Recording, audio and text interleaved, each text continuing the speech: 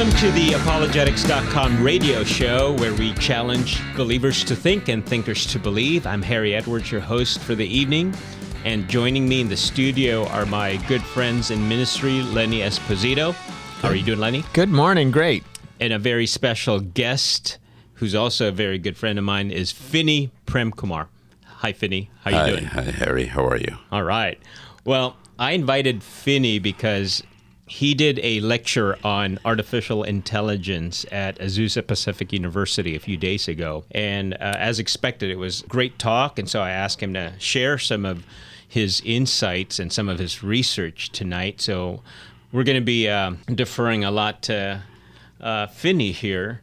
But before we get into that, and I'll get to introduce Finney a little bit later, let's do some ministry updates. Again, I'm very honored that you guys would share your resources, your time with us here at Apologetics.com. I want to start with Lenny. How are you doing, and how's the ministry going? Really, really good. A lot of speaking going on this summer. So there's a lot of different places where I'm getting invited to help equip some folks, answer questions, how to witness, how to understand God in the face of evil, all kinds of different, and even a graduation address I get to. So, I encourage young people to continue in their scholastic graduation address, huh? Yeah, high school or college? High school okay. for the California Home Educators Association. Yeah, so there's a big CHIA convention that happens in July, and I'll be addressing the graduates there. So that'll be a lot of fun too. All right, thanks for that. How about you, Finney? I know you're president and founder of a ministry called Truth Matters International. Tell us more about it, and how can we pray for you, and just give us an update how things are going. Thank you, Harry. Well, Truth Matters International is really concerned about getting the truth of the content of the Word of God to the culture out there, and how can we do it effectively. And so the ministry has been tremendously blessed by open doors, especially during the summer months, here and abroad. Next week, I'll be going to Australia to speak at a philosophy conference on science and the nature of God. And then after that, I'll be at the University of Toronto speaking at the ASA, the American Scientific Affiliation annual conference. And then I'll be doing a lot of training among churches and YWAM groups in India for 2 weeks. Wow. And then beyond that, I'll be speaking in a number of churches, retreats, doing some seminars, because the concern is to equip the people in the pew and to make them effective communicators of the gospel. I love it. Yeah. And we share your passion, Finney. Yeah. That's great. Well, I know, Finney, you're no stranger to our show. You've been here before. Right. But I do want to give our listeners a proper introduction of Finney, because he's someone that you ought to listen to. But Finney is the founder and president of Truth Matters International, a ministry that is focused on confronting those in the academy with the truth of the gospel, and in challenging those in the church to live out the content of the gospel in creative and concrete ways. Undergirded by a strong philosophical and theological approach, this ministry seeks to challenge the dominant ideological voices of our time by presenting the reality of God's eternal word. Finney is a very passionate person when it comes to evangelism, and has spoken at numerous churches, organizations, conventions, youth conferences, and mission-related events. He was also a regular lecturer at Oxford University for 7 consecutive years through the invitation of Professor Alistair McGrath. He regularly addresses issues in philosophy, science, technology, ethics, and related topics, and has presented academic lectures/papers at various universities, including Harvard, MIT, Yale, and UC Berkeley, among others. So welcome to the show, Finney. Tonight, we're going to dive into the fascinating world of artificial intelligence. We're going to embark on an extraordinary journey exploring the cutting-edge developments and transformative impact of AI on our lives. From self-driving cars to virtual assistants, AI is revolutionizing industries and reshaping the way we live, work, and interact with each other. Our experts tonight will help us unravel the mysteries behind machine learning, neural networks, and algorithms that power AI systems. Tonight, we'll discuss some of the ethical considerations future implication and engage with leading experts to gain invaluable insights into this rapidly evolving field. So fasten your seatbelts and get ready to unlock the secrets of AI here on the Apologetics.com show. It's time to demystify the magic of artificial intelligence and empower ourselves with knowledge. So gentlemen, let's do this. Let's do this. What is AI? We've heard so much about it. I know we've experienced it. If you have a smartphone, then you are all over AI. Or an Alexa plugged in, or you cannot escape AI. Yes. So, Finney, what is artificial intelligence? Yeah, it really goes back to the 1930s and 40s. You know, AI really became a household name because of the sci-fi movies that really impressed itself upon the minds of the young people at that time. And one such person who was so impressed was Alan Turing. And he came up with the Turing test, which is almost a hypothetical test. And the Turing test basically said if a computer or any system can fool someone into thinking that it was a human agent, then it displayed some sense of intelligence. And so he came up with the Turing test, and then in 1950, he wrote a seminal paper for the journal Mind, in which he asked the question, can machines think? And that was really kind of the start of the AI revolution, or the history of the AI movement. And things just progressed from there on, because in 1955, two very important things happened. John McCarthy, one of the fathers of AI, coined the term artificial intelligence. And then the first artificial intelligence program, the Theorist program, was initiated. And it really mimicked human problem-solving skills. And then all of this was presented in 1956 at the Dartmouth Conference, where all the fathers of AI gathered. And so AI really, when you talk about artificial intelligence, there are different kinds of it. But what it really is intelligence, first of all, something that is natural to human beings, something that we would call a natural kind, that is mimicked in a machine, that is simulated in a machine, and that brings in the artificial part. And so AI is this mimicking or the simulation, not the replication, but the simulation. And we'll get into more of the detail of the difference between both. But the simulation of this natural kind of intelligence that human beings exhibit. It is artificial because it simulates but does not replicate. So that's essentially the definition of AI. Okay, that's very good. And also, one of the big differences, or maybe we need to clarify some of the terms here. From the outset, we have to be careful because I believe all three of us agree that we might be conflating agency with this thing called AI. So we're saying that those are two fundamentally different things. No matter what happens now, again, we'll cover this later, but for now, we're keeping AI where it belongs. Yeah. Right. Artificial. Okay.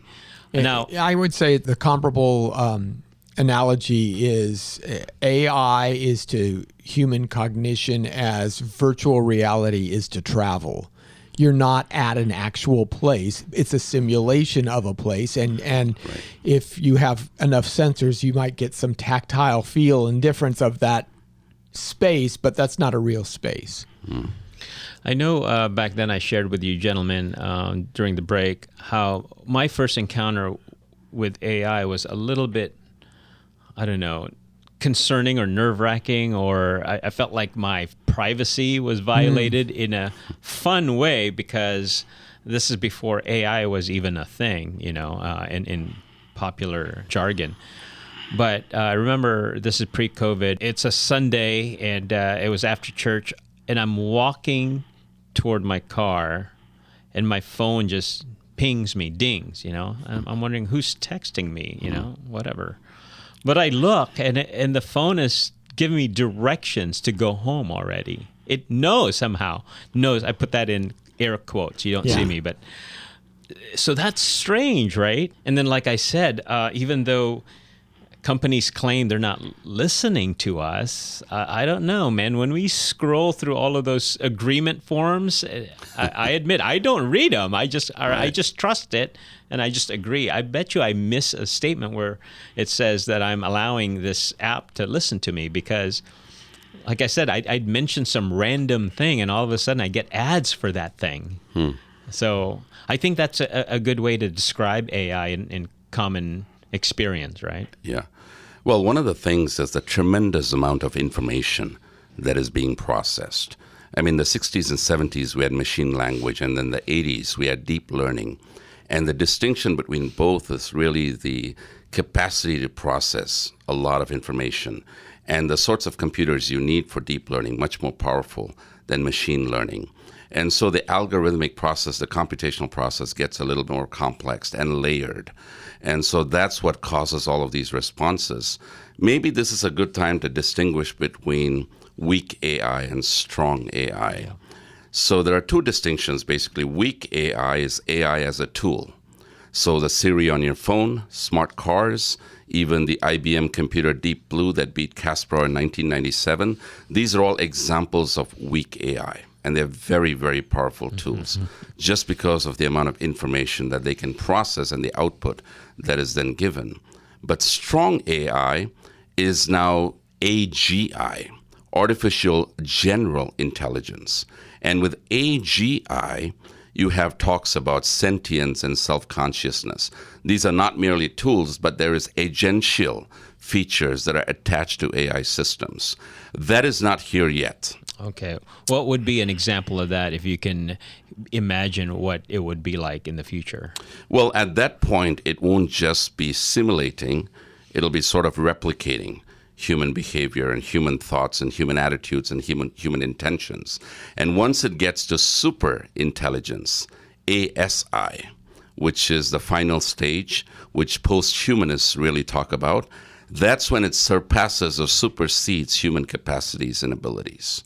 And so that is a post-human vision. We're not there yet, obviously, because we've got to go through AGI. Right. So I think I was watching a scientist mention that perhaps in 100 years, that's what they're thinking, that something like that would happen, just given how technology advances at this current rate. Yeah, but isn't there a primary assumption in that all intelligence is data collection and data sorting, pattern recognition, whereas I think from a Christian view and certain philosophical views on philosophy of mind, there's agency and intentionality are something unique and independent of that, and immaterial. It's immaterial. Well, it's immaterial. It's soulish, is what it is. It's aspects of your soul, and whether you're talking about Leibniz's giant windmill or John Searle's man in a Chinese room,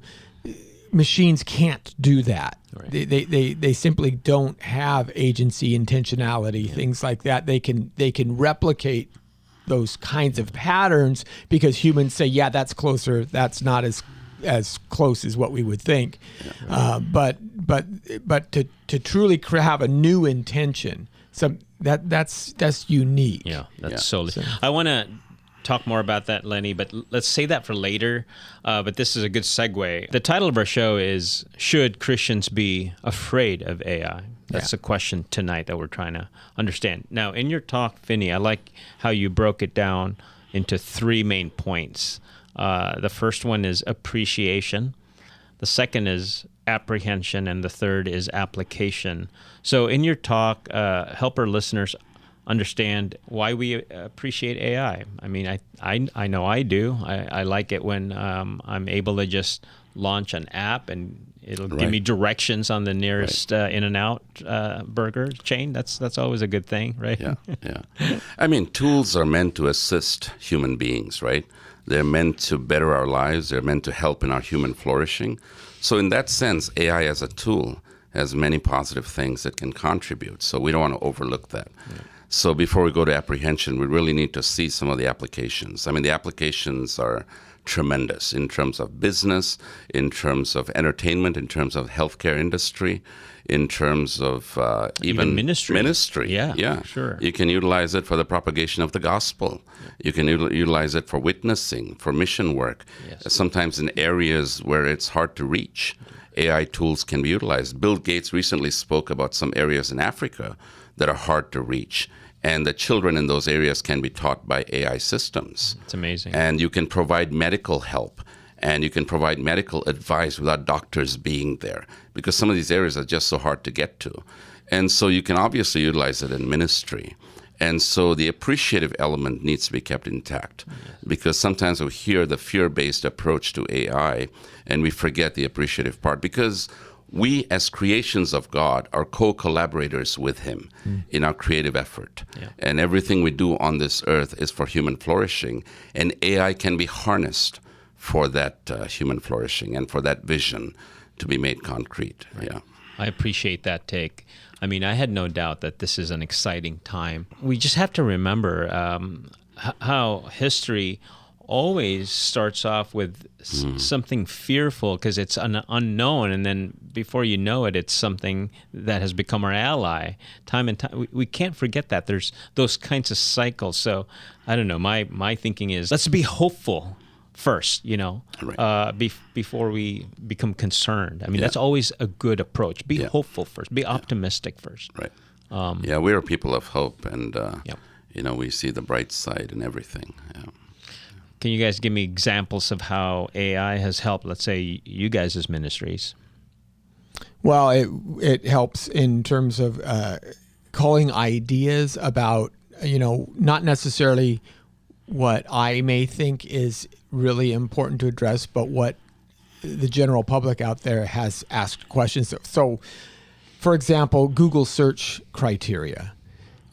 Google's algorithm is very, very specific, and you can, if you understand how to mine some of the words and things like that, you can understand what questions people are continuing to ask about Christianity, about either the existence of God or who Jesus is, or any of those items.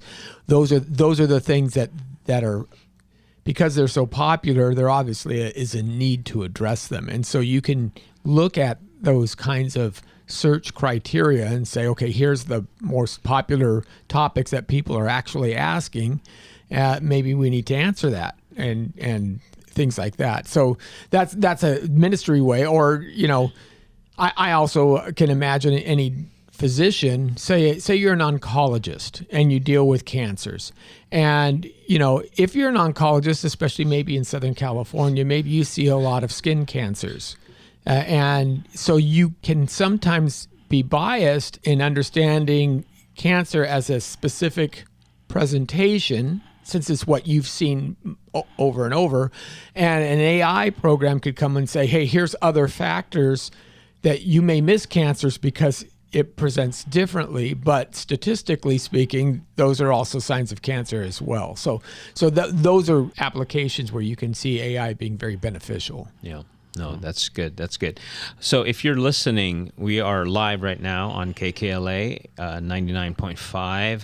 And if you want to join our conversation, you might have a question about artificial intelligence, give us a call. The number is 888-995-5552, or again, 888-995-KKLA. Give us a call. You might have some good insights there. Tell us your experience about AI, good and the bad. Should Christians be afraid of AI? Let's go to apprehension, gentlemen. So I think the appreciation is definitely valid. We use it all the time. We're unconscious that it helps us. I mean, we can just say hey, to our phones. I almost said, hey, and our phones are going to go crazy. But you can tell our phones to wake us up at, anytime we want, or set a timer. We just talk to it. It understands. When I'm driving and I want to text, I shouldn't be texting, right? But I can just talk to my phone and say, send text to, and whoever's in my contacts. It'll do that. That's so helpful. So like driving time becomes a productive time. When you're stuck in traffic. It's funny, my phone, when they say, would you like to respond? And I say no, it almost feels like it's an insult. Okay, then, fine. I'm like, wow, have I hurt your feelings by not continuing this conversation? Right. Oh, my goodness. It's, sometimes it just knows who to contact, even if it's not on your contact list. It just will search the internet just like that. It's like your personal valet person. I love it. Your personal concierge. It's amazing. Why should we be apprehensive? What should we? I know back in the back of our minds, we're a little skeptical sometimes. Like I said, we've lost a little bit of privacy. We've given it over to AI, and is that good or bad, or how should we think about these things? Yeah, I think one of the issues, even before we get to AI with technology, is not that we have it, but there is an oversaturation of it, right? It just oversaturates our life, every dimension of it. And it's almost like you're drowning in it. And so we internalize it, and when AI comes along, we personalize it. And so that is really what happens from a psychological standpoint. And then in the news media, the conflation of agential talk, right, in terms of agency. We refer to AI systems as him or her, or she does it, or he does it, or it does it. We give some sort of agent analysis to these AI systems, not understanding that these are purely computational and algorithmic. It's pure syntax. Again, to invoke John Searle's Chinese room argument. There is no meaning related to it. There is no consciousness. There's no knowing. There's no knowing. There is no knowing. There is no agency involved. And I always go back to 1997 when Deep Blue won against Kasparov, and he was absolutely distraught. And he said human beings have lost their dignity and value now that he had lost to Deep Blue. And a professor, I think he was from New York University, he wrote in the New Yorker or the Atlantic, I don't remember which one. But he asked this question just a few days later. And the question was this: now that Deep Blue has won, is it going to take Deep Pink on a date to celebrate its victory? And the answer was absolutely not, because Deep Blue did not know that it won. Deep Blue was not conscious that it was playing the game. It was purely a syntactic move.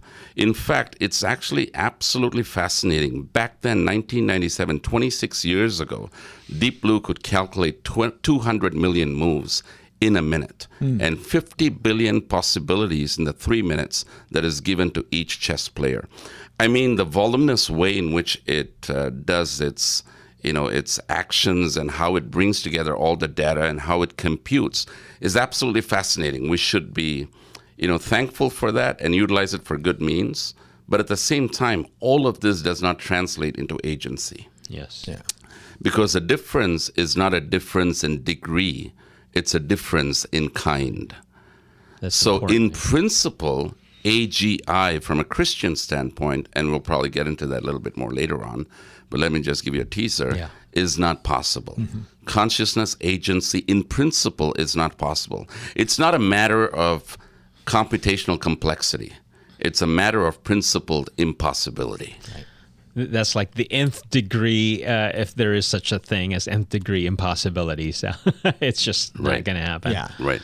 Although we need to mention that depending on your worldview, and there are Christians who subscribe to a physicalist idea of the mind. Right. Right. And obviously that in their thinking that it'll evolve into that. Right. That might be the the ultimate goal of physicalism, I guess. And I think Finney brings up another caution by that point, because we abandon ourselves to our technology, and because we now personalize it, it's easy for most people to assume that artificial intelligence is thinking in the way that we think. Right. And that's very dangerous, because now what you're doing is you're giving up your understanding of morality, moral choices, moral ethical frameworks, right? And we've seen this already in the way certain algorithms screen out certain posts on social media, for example, where it simply won't allow you. Or if you ask ChatGPT to write a 3-paragraph summary talking about the horrors of transgenderism, it simply won't do that. And you experience that, yeah. right? So personally, it will shut you. It will say, "I'm sorry, that's hate speech, and we can't." Interesting. Well, just like you can't say, write a pro-Nazi. It won't do that either.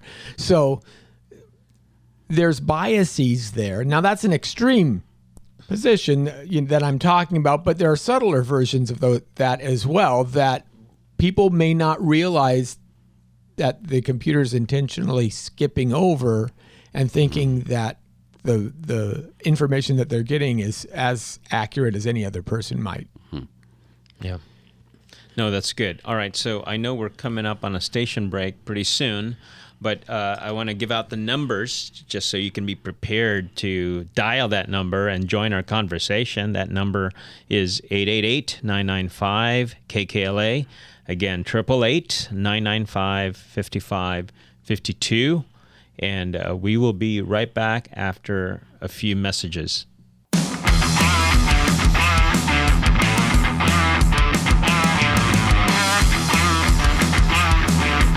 Well, welcome back to the Apologetics.com radio show, where we challenge believers to think and thinkers to believe. I'm Harry Edwards, your host for the evening, and we have been talking about artificial intelligence. Should Christians be afraid of artificial intelligence? All right. Okay, the music finally went down. But yeah, should Christians be afraid of artificial intelligence? And we started off by saying there are really good things about artificial intelligence. We live with it. We have our phones. We have smartphones. Also, we need to realize that there are some limits to that because we are fallen and we tend to make good things bad. And like you were saying, under the heading of apprehension, there's an oversaturation of that. And sometimes it's hard for us to distinguish between reality and artificial. And that's not a good thing. That's a very, very bad thing. I often see a lot of parents just have the iPads in front of their kids as babysitters, as surrogate moms and dads. And who knows what technology's teaching their kids? I don't know. You know, those are hard things. When we have an over-reliance on technology, in fact, research has shown, and I'm glad some people are pointing this out, that it's not even just the messages that you get that are formative, but just the habits that you have, the unconscious habits of, let's say, reaching for your phone. And why are you reaching for your phone? Well, because it's just there, you know, and it's like we can't be away from our phones, and we have this anxiety, right? If somehow, or there's this, right? It's a new thing, the fear of missing out.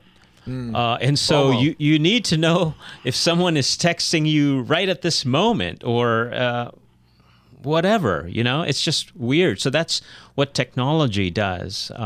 So those are the kinds of things we need to be apprehensive about. Every technological tool comes with a lifestyle, and it brings about some fundamental changes. And that's how innocent conveniences become indispensable necessities.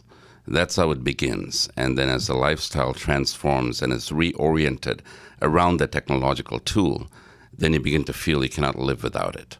Right. And it happens gradually. Right. Yeah. And it changes your actually physiologically as well. Mm-hmm. You strengthen certain brain circuits, brain patterns, neural connections on screen that you don't normally develop. So, for example, long periods of deep thinking become much more difficult because you're not exercising those ideas. In the same way that memory has taken a back seat because we can draw things, right? Nobody remembers phone numbers anymore, right? Because it's always on your phone, and you just look for the name. But you know, we marvel that in ancient world that people would be able to recite the Iliad or the Odyssey, because they exercise that aspect of who they are. Now reading is actually fading, and so part of the problem is it physically changes you, right? And it becomes like almost like a drug where you satiate yourself by getting the phone or getting the instant messages. Yeah, it's almost like it's normal now that you have to provide options in terms of, let's say, if you are a professor, let's say, you almost this whole the idea of accommodation is almost a given. So if you assign text, you almost have to know that the text has an audio version. Right. You know, I mean, what's next? Whatever. So it's never enough, right? Yeah. And because we relegate a lot of what used to be normal back then now to AI. So if AI can do this for me, let's do it. You know, that's the route we take. We actually have a caller online, so I'm going to bring him on. Let me see if I can do this. Milton from Pasadena, welcome to the show. You have a question or comment? Yes. Hello, gentlemen. It's been wonderful listening to you all discussing AI. And from the worldly perspective, more than the biblical perspective, I believe if we would more incorporate the biblical perspective, wisdom from above and wisdom from below, and also understand that the demonic realm led by Lucifer and the fallen angelic realm, how much Lucifer can delegate his powers of influencing the power of the air. And he was created with tremendous intelligence and limited miraculous power capabilities. Now, how much that plays into how AI will be used in a positive way also has to be factored in from the biblical perspective. The time we're living in now, I believe close to the return of our Lord and Savior Jesus Christ, we're getting closer to the end-stage prophecies being fulfilled. And over the last 3 years, we've observed a lot of changes that seem to indicate that. Hey, Milton, do you have a question in there, or are you saying we should just be really super careful because AI could be used by the devil?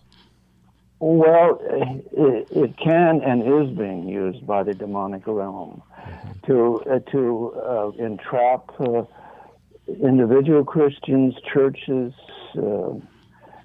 and that's it should be a concern of the Christians at this stage in the outworking of His story, God's redemptive purposes, and how close we are to supernatural intervention and a positive future for this planet, because the demonic realm is allowed to set up a global control system, 666 Mark of the Beast system. By the way, language itself... Hey, Milton, I'm sorry, but we need to get to the next caller, but thanks for your call. I appreciate it, brother. And we need to be always careful about demonic influences in everything we do. So thanks for your call, Milton. Okay, so yes, for sure, we need to always be careful, but that's in anything that we do.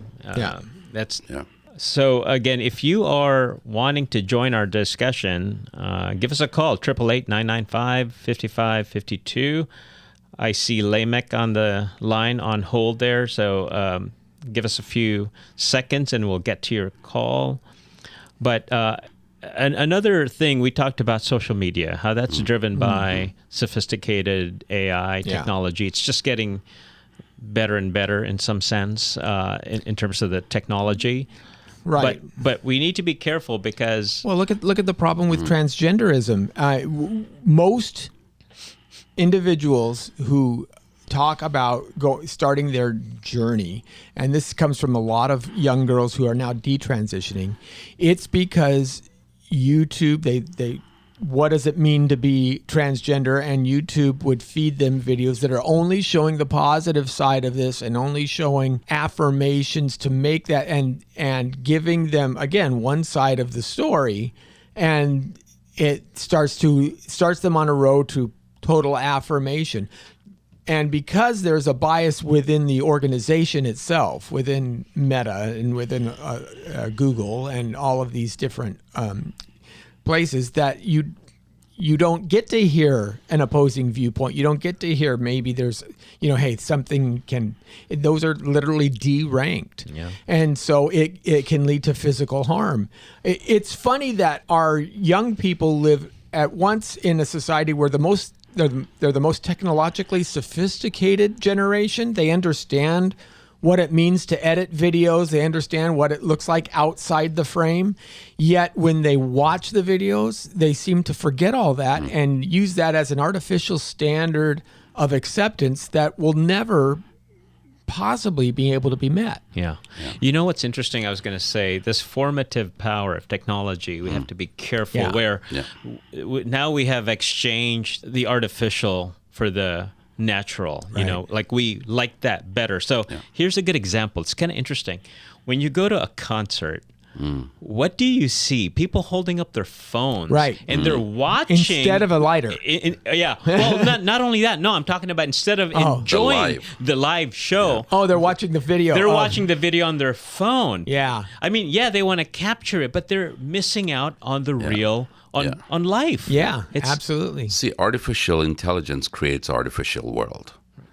We live in a mediated world, but with artificial intelligence, with technology and the oversaturation of it, the mediation levels increase.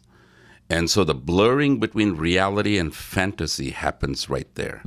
Because there's so many mediated levels that people don't know where they land. And they land wherever their preference might be. And so it becomes very complicated, becomes very complex. And so we have a lot of confusion going on, right? There are multiple layers. And as you sort through those layers, where do you put your foot down? Where is the grounding? Where is the foundation? So it becomes a very difficult thing. And you said something about formation. That is something as Christians we need to be concerned about. Every single day, every single moment, from your waking moment to the time you go to sleep, you're being bombarded by so much from different platforms, different dimensions, explicitly, implicitly, consciously, subconsciously. All these things are not mere information. They are formation. They're formative There is things. formation happening constantly. Right. And so the question is, if the world is involved in such a formative project, what is the church doing? That's right. Are we forming people? Are we discipling people? Is that happening within the church? Are we providing the countercultural perspective? Because the world is doing it. Are we doing it as well? That's a good one, Vinny. I'm going to bring up our next caller, Lamek from L.A. Lamek, welcome to the show. Do you have a question or comment about AI? Yeah, just a comment because according to the Christian people, in some book about the New Testament says all the Christians have to have the mind of Jesus Christ, right? Mm-hmm. Mm-hmm. Okay. Artificial intelligence. Two kind of words. I don't have no school, but I'm trying to explain my knowledge. So 2 words, artificial and intelligence, right? So intelligence means, these 2 words, artificial and intelligence, for me. But I understand for many people it's not real. But for me, this kind of artificial intelligence are fake for me. Why? Because I am intelligent, and I have to be more intelligent than this artificial intelligence. Because artificial is something the men are created to catch all the weakness minds in this world. It's too many weak minds, and that's why all of these group of people are working in this kind of issues to destroy them and to get the benefits for all of these weakness people who are paying attention to all of these kind of movement of artificial intelligence. I'm using my phone, and I have a flipper phone, and just my intelligence have to help me to use the phone. Just my intelligence says just for this, not for that. You know what I mean? Yeah. Yeah. If my intelligence says to me, on my mind, and because I'm a Christian, telling me don't use this, I got it. I have to reject. I have to reject. Hey, Lemek, could we interject a little bit? Actually, I think your concern is a good one. Your name is Lemek? Is that what it is? Lemek, yeah. Yeah, I think the first thing you said is there is something unique about human beings that cannot be reduced to the machine world, right? It's not purely syntactic. There is semantic content, intentionality, meaning, and so you are speaking forcefully to the fact that there is something unique that cannot be reduced to machine level. So I agree with you. There is something very unique about human beings because what machines do is purely syntactic and it has no semantic content of meaning or intentionality. So we're in total agreement there. And then the second thing is that machines or human beings will never be able to exceed the capacity, the creative capacity of our Creator. Yeah. So the uniqueness comes from the fact that we bear the image of God and we don't have the agential capacity to create or transfer that image of God to machines. And as long as we don't have that capacity, which we'll never have, we cannot make machines into persons. Because personhood is defined, at least from a Christian standpoint and worldview, as having the image of God. And then the third thing, very quickly, talking to the uniqueness of human persons as conscious agents, is the fact that for a machine to have AGI, artificial general intelligence, there has to be a process that is parallel to the computational and the algorithmic process, but is not identical with it. So that is the self-conscious part that human beings have. For instance, I'm not identical to my physical parts or to my physical experiences. I think it was Dr. Merito Gutta, who was also at the conference last week. He spoke about how I use my leg to do the walking. My leg does not do the walking. I do the walking utilizing my leg as a tool. I do the thinking utilizing the brain as a tool. The brain does not do the thinking. The I that transcends the physical component, the physical constitution of my body, my physical body, does the thinking. So there is this transcendent part that is not reducible to the physical components. And as long as you cannot identify that transcendent part in a machine, in an AI system, in an AI program, AI will never become conscious or sentient. And so your comment is absolutely right on. Yeah, thanks, Lamek. And keep listening. You're right. When he was talking, I know in so many words he was trying to say how there's no way artificial intelligence is going to supersede our intelligence. And he's right on that. Right. He's totally right. I like how he said he's not educated, but even someone like him has that intuition. But it's the way that you understand the word intelligence. I think that he's making and so what I always say is that, if you understand what it takes in order to create these models and how many times human beings have to correct the systems and the machines and just how many samples are required in order for a machine to even begin to amass such a thing, you'll find that artificial intelligence isn't. All right. The other thing, correct me if I'm wrong, but one of the main things to differentiate us from the animals would be, let's say an animal can know. All right, let's grant that. Like a dog knows the bone is over there. Yeah. But I think with human beings created in God's image, we know about our knowing. Right.